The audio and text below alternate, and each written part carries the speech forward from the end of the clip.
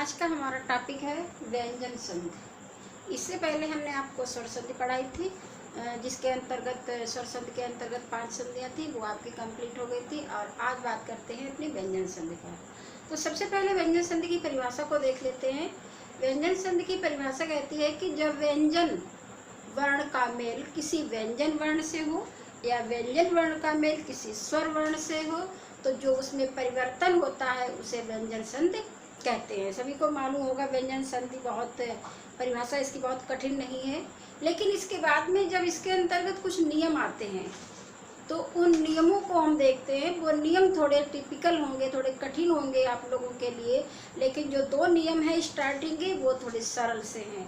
तो हम सबसे पहले नियम नंबर 1 की बात करते हैं। नियम नंबर 1 क्या कहता है हमारा, देखते हैं कि किसी वर्ग के प्रथम वर्ण का तीसरे वर्ण में परिवर्तन। अब हम देखते हैं कि हमारे लिखे हुए हैं वर्ग। वर्ग क्या होते हैं, हमारे 5 वर्ग होते हैं, ठीक है। तो 5 वर्ग कौन से, क वर्ग, चा वर्ग, ट वर्ग, ता वर्ग और पा वर्ग। ये 5 वर्ग हमारे होते हैं। यानी कि जो हमारे स्पर्श व्यंजन होते हैं, जिनको हम स्पर्श व्यंजन कहते हैं, उनका प्रथम वर्ण वो वर्ग के नाम से कहलाता है। जैसे का, ख, ग, घ हाँ है तो उसको हम का वर्ग कहेंगे। चा, छ, ज, झ यहाँ है तो चा वर्ग कहलाएगा। तो प्रथम जो हमारा वर्ण है वो वर्ग के नाम से प्रचलित है, ये ध्यान रखेंगे। तो 5 वर्ग हमारे हैं। इसके अलावा अंतस्थ जो वर्ण हमारे होते हैं, यारा, लावा और हा। एक चीज और ध्यान रखेंगे, हा अंतस्थ में भी आता है और हा को हम काकल्य वर्ण भी कहते हैं। इसको काकल्य वर्ण भी परीक्षा में कई बार पूछा जाता है कि निम्न में काकल्य वर्ण कौन सा है। तो याद रखेंगे कि हा हमारा अंतस्थ में भी आता है और काकल्य वर्ण भी है। इसके अलावा एक चीज और याद रखेंगे कि हमारा जो या है, ये स्वर और व्यंजन दोनों में आता है। ये हम वर्णमाला में आपको हमने बताया था, तो बहुत उसमें चर्चा इस पर बहुत ज़्यादा नहीं करेंगे। हम वर्ग की बात ही जानकारी के लिए आपको बता दिया बीच में।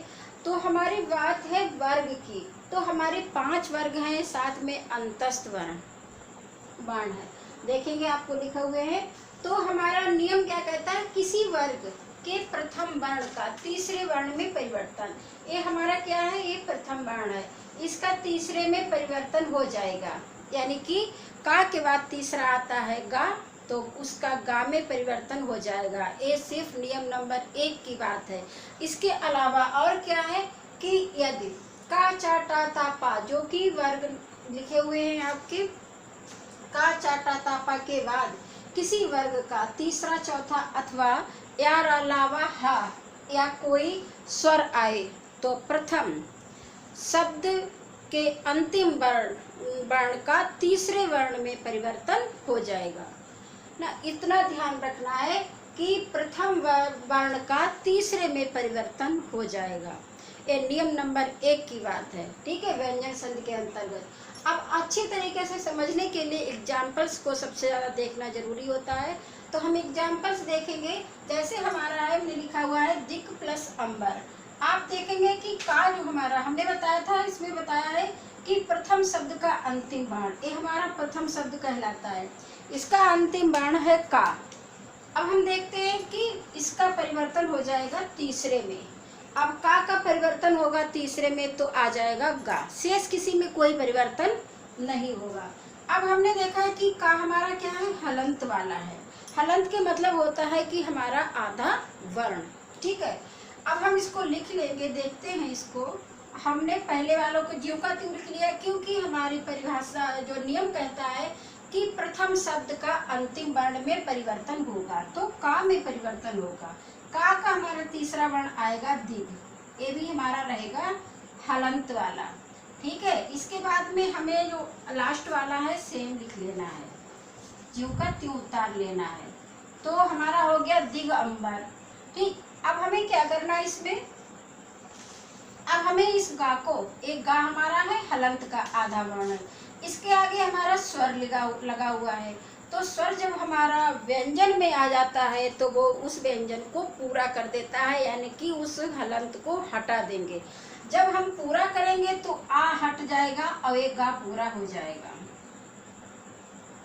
तो ऐसे इसको लिख दिया जाएगा। ठीक है, अगली बात करते हैं हम अगले एग्जाम्पल्स की। जैसे दिग्विजय, इसको हम रिमूव कर रहे हैं। दिग्विजय, इसमें थोड़ा सा आपको लगेगा कि क्या करना है। अब हम देखते हैं, ये थोड़ा हटके है एग्जाम्पल्स। इसमें भी हम सबसे पहले वही कंडीशन अप्लाई करेंगे कि दिग लिख लेंगे। ठीक है, आगे है हमारा विजय। अब कंफ्यूजन यहाँ पर आता है कि विजय में वा में छोटी ई की मात्रा लगी हुई है। अगर वर्ण विच्छेद आपने सही तरीके से पढ़े हैं तो आपको कठिन नहीं लगेगा, क्योंकि यहाँ पर छोटी ई की मात्रा लगी है तो आप कंफ्यूजन में हो जाएंगे कि ई पहले आएगा या वा पहले आएगा। ठीक है, लेकिन हम बता रहे हैं आपको कि यहाँ पर वर्ण विच्छेद अगर हम करेंगे तो यहाँ पर वा पहले आएगा, यानी कि व्यंजन हमारा पहले आएगा। यहाँ पर ई की मात्रा, क्योंकि ई की मात्रा इधर से लगाई जाती है तो यहाँ पर हमारा स्वर नहीं आएगा, यहाँ पर व्यंजन आएगा। हमेशा स्वर के बाद ही व्यंजन आता है। ठीक, सॉरी, व्यंजन के बाद ही स्वर आता है, क्योंकि स्वर हमेशा व्यंजन को सहारा दे के चलता है। तो यहाँ पे हमारा है दिग प्लस विजय। विजय हमारा ज्यों का त्यों रहेगा। ठीक है, अब हम इसको करके लिखेंगे पूरा दिग। अब हम कैसे लिखेंगे, अब आप लोग ये समझेंगे कि ये कैसे आ गया है। ठीक, तो जब हमारा आधा है, ये गा हमारा आधा है, क्योंकि गा में हलंत लगा हुआ है, तो गा हमारा आधा है, आगे हमारा क्या है, व्यंजन है। ठीक है, तो इसको हम आधा ही लिखेंगे। आधा लिखने के लिए अगर हम इसको ऐसे लिखेंगे, देखेंगे, अगर हम इसको ऐसे अगर कहा जाए तो इसको ऐसे लिखना होगा, दिग विजय। अगर हम इसको जोड़ेंगे तो इसको ऐसे लिखना होगा, लेकिन इस तरीके से हमारी नहीं लिखा जाएगा। इसको लिखने का तरीका ये हो जाएगा, क्योंकि हलंत हमेशा आखिरी वर्ण में लगता है, बीच में हलंत नहीं आता है, तो इसलिए हम इसको ऐसे लिखेंगे, दिग विजय। ये ज़्यादातर शुद्ध अशुद्ध में पूछ दिया जाता है कि कैसे लिखना है। ठीक है, तो यहाँ तक बात आपकी समझ में, ये थोड़ा हटके था एग्जाम्पल्स, तो हमने आपको बता दिया कि ये कैसे लिखा जाएगा। आगे है हमारा दिग प्लस अनंत, यही इसमें होगा दिग। अब हमारा आ स्वर लगा हुआ है, अब हम इसको पूरा कर देंगे तो दिगंत, ये हो जाएगा हमारा दिगंत। आगे हम बात करते हैं अगले उदाहरण की, अच प्लस अन। अब हम देखते हैं कि हमारा चा है, चा किसमें परिवर्तन हो जाएगा, चा का जा हो जाएगा, तो हम लिख लेंगे बराबर जा। इससे पहले क्या था, आ सेम रहेगा, हमारे जो पहले शब्द के अंतिम वर्ण में ही परिवर्तन होगा। अब आगे है हमारा स्वर। हमने बताया कि स्वर जो है इसको पूरा करेगा, जब इसको पूरा करेगा तो हलंत हमारा हट जाएगा, तो हम कैसे लिखेंगे इसको, अजन। ठीक है, अब यहाँ पर हमारे दोनों व्यंजन हैं, तो यहाँ पे हमारा है उत प्लस घाटन। अब देखते हैं, ताक हमारा परिवर्तन हो जाएगा, ता वाला कौन सा वर्ग है, दा में, तो हमारा क्या आ जाएगा, यहाँ पे दा, यहाँ पे उ। अब ये हमारा हलंत वाला है, तो हम देखते हैं कि ये हमारा हलंत वाला ही रहेगा, क्योंकि आगे हमारा कोई भी स्वर नहीं है। जब स्वर होता है तभी हमारा जो है उसमें इसको पूरा करता है, हलंत हमारा हट जाता है। आगे है तदनुसार, ये हम भी हमारा इसी तरीके से कि ता को किसमें परिवर्तन होगा, तीसरे वर्ण में, तो तदनुसार, क्योंकि यहाँ पे जो हमारा जो था स्वर था, तो स्वर जब हमारा लग गया इसमें तो स्वर व्यंजन में हो गया, तो इसको पूरा कर दिया, तो यहाँ पे हलंत हट गया और ये हमारा तदनुसार हो गया। ठीक है, आ हमारा हट जाएगा, आ जो है हमारा जो इसको पूरा करेगा तो आ हट के अनुसार, तदनुसार हो जाएगा। इसी तरीके से यहाँ पे हमारा है सट प्लस आनंद, तो सट प्लस आनंद, टा हमारा किस में परिवर्तन होगा, तीसरे में, डा आ जाएगा, तो सट।